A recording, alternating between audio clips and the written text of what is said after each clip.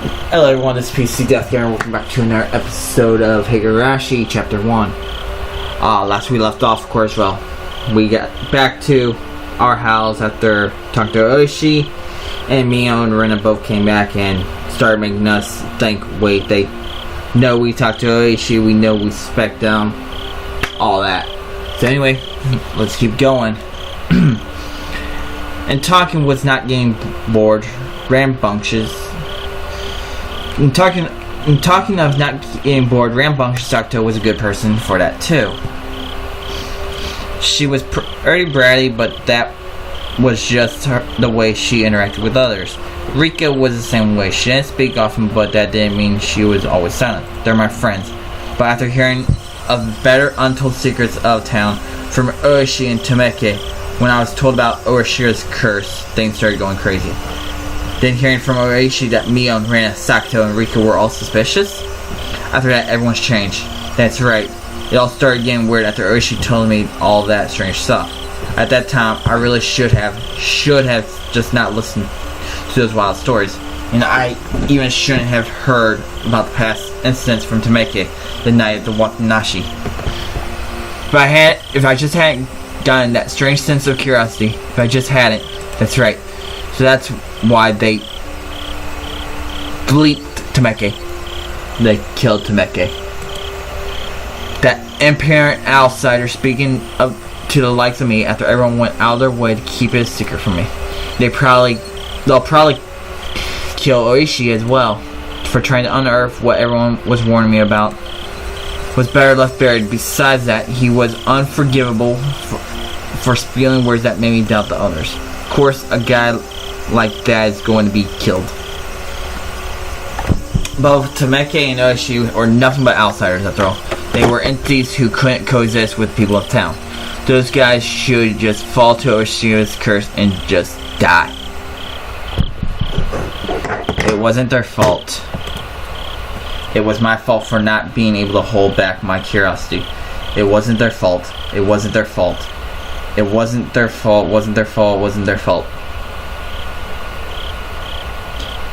I settled into a daze. It was a majestic feeling that I had just gotten up.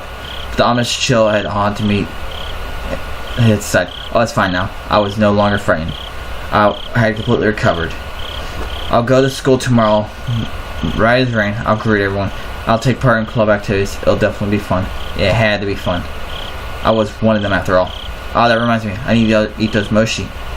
I hope I'll be able to tell which one Rena made. I remember the homework the two brought with them when they visited me. But wow, our club did delivery. That was something else. I picked up the package, I dropped it on the floor and headed to the living room.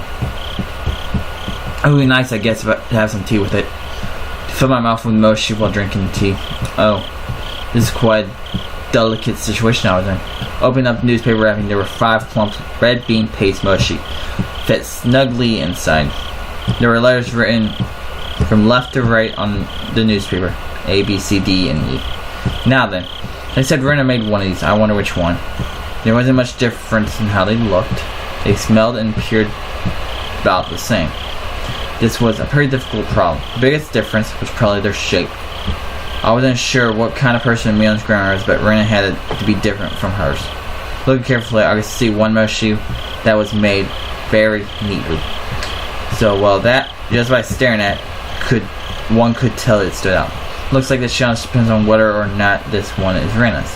Calm down, thinking harder. Mion had said her grandma made a ton of them and was told to give some out, if I remember correctly. So that meant 4 of these were from that large batch. And what about Rena? She probably only made 1, so she probably spent quite a bit of time on it. Meaning the one Rena had made was this one, E. For a moment I thought it may have been a trap Mion laid, as she knew I'd pick up on that, but that probably wasn't the case. I wouldn't be so sure she knew if I knew Mion had made it. But since she said Rena made it probably wasn't a trap.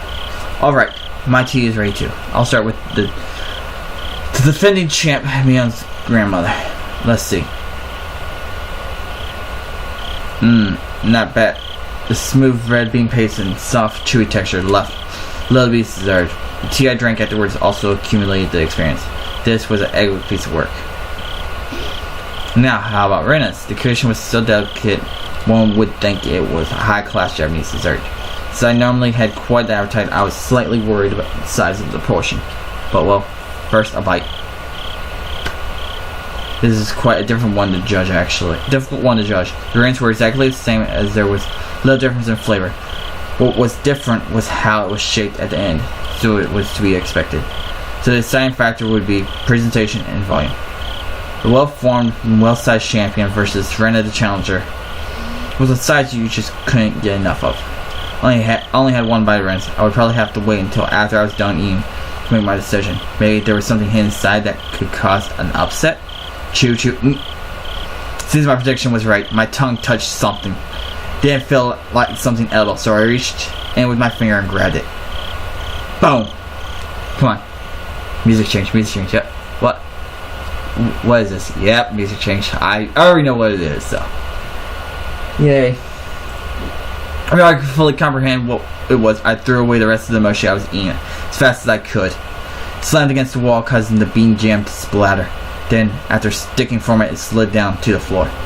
I was dumbstruck by my own actions. What was I doing? Ren had gone out of her way to make it for me. How could I? Dumbstruck, I looked down at the hand that performed such a vile act. Then I remembered what I had taken out of my mouth.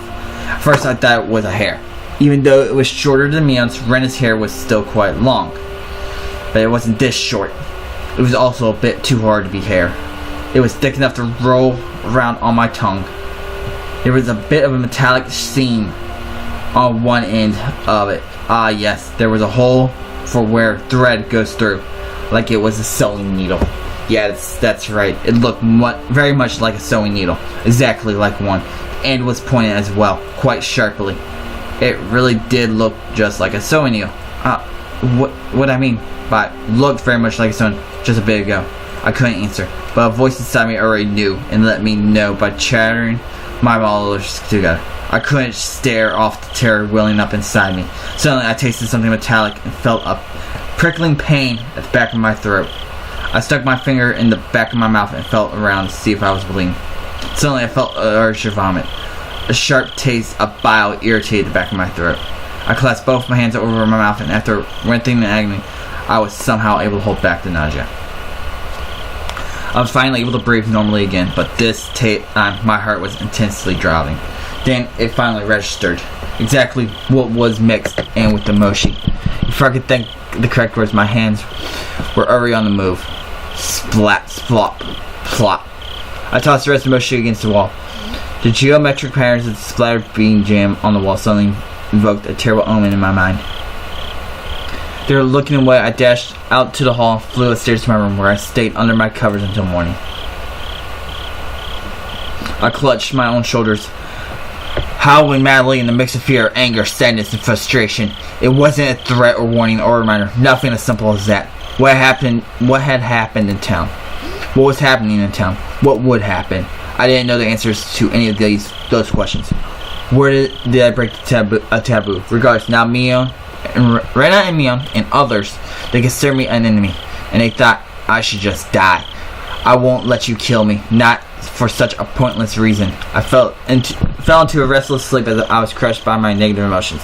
It was as if I was being drawn into a burning, bottomless marsh. Okay, for those who haven't seen the anime and just watching the gameplay, the visual novel on my channel, basically there was a sewing needle in the mochi that Rena made. Their objective was actually for Keiichi to actually eat the whole mochi and swallow it and cut up the inside of his throat or esophagus. So yeah, they were going to have it where he cut himself all the way through his stomach and intestines, or he was going to choke on it. So that was their goal. Didn't seem to work out for him. So yay, fun when our life's being threatened.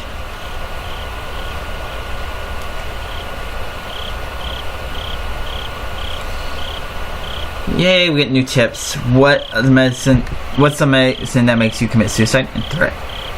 Yay, hard to swallow needle. So, what's the drug that makes you commit suicide? Let's see what we got. I got 10 minutes. Okay. I'll cut to the chase. Is there a drug that causes someone to kill themselves? Not directly, no. That's quite a roundabout response. You're saying there's one that does it indirectly? Sometimes that puts you into a suicidal mental state like that. It's hard to say. What would a suicidal mental state be? Like a person with a serious bipolar disorder, it's believed that people are most likely to attempt suicide when swinging from depression to mania. Clinical depression and bipolar disorder are different. Clinical depression indicates a prolonged state of depression, whereas bipolar disorder is characterized as a passive depressed state accompanied by a very active manic state. Individuals with clinical depression suffer from low self-esteem, are quite pessimistic, but rarely commit suicide. They do not have the willpower to commit suicide, nor does mania on its own lead to suicide. That has the opposite effect, filling the person with confidence and making them feel as though they're walking on air. Yay! Thus they do not commit suicide. That's interesting. Your state causes suicide, but when the condition changes, they might do so. There's desires to commit suicide when in a state of depression, but they do not have the willpower to commit such a form of act. But when they enter mania, they gain a burst of willpower and their body moves as they desire. I see. So it means they gain the willpower to commit suicide. That's how it goes. That's why patients are given sedatives during that time to keep them from acting on their impulses. Dan was to make a bipolar. People who suffer from bipolar generally commit suicide by more civilized means, like say hanging or jumping off the building. Self-harm, as though going through withdrawal, is completely different. To make it safe, it wasn't civilized. So one would think it was caused by some foreign substance. As I said from the start, tell me of a drug that causes someone to commit suicide. There are reports that methamphetamine overdose produces a condition that resembles bipolar disorder. It's a stimulant. But prescription overdose is also reported to cause erratic behavior. That's a sleep aid. There are no signs of stimulants. Are there any other possibilities? All I can think of is that it's some sort of illness. Something like Graves' disease, which affects the thyroid and is known to cause symptoms that resemble bipolar disorder. But Graves' disease has many characteristic symptoms of its own. Deceased exhibits none of these. Deceased exhibits none of them. I wonder, is there something that could happen more spontaneously? Something that fits this case and would cause someone to want to commit suicide all of a sudden? Are you familiar with organic mental disorders? In short, it's a condition where the brain is out of whack due to physical injury or illness. It can be caused by drugs. It can also be caused by physical trauma, syphilitis, a stroke, or even tumors. Basically, even without a drug, someone can succumb to an irregular mental state. Damn. The deceased was surrounded after being chased and his life was in danger, right? All that stress could have messed with his brain chemistry. He could have his head, and those factors combined might have caused him to mutilate himself. It's a possibility. Could you explain to me in simpler terms? Basically, he knocks his noggin in the brawl, and that made him go haywire. Nah. Then his lady didn't have any intent to kill. Just smacked him in a bad place when he next some change. The two plump men laughed hoarsely. But of course, it's not like that. Undoubtedly. If it was habitual drug use, if it was something mental, the deceased body holds the key. How are things on your end? Oh my goodness, look at the time. I need to get back soon or Kuma will get angry with me. Yeah, good luck. Best wishes. Best wishes. Okay, so there's nothing in the body. Then we got threat. Yay. Him. Those guys just now, they had national diet badges. Then it's Prefectural Assembly member and City Councilor Stonozaki. That's interesting. The Prefectural Assembly member and City Councilor are related. It's dirty is what is shouting each other's names during elections. While one is up for election, the other one holds an assembly and they double up their campaign activities.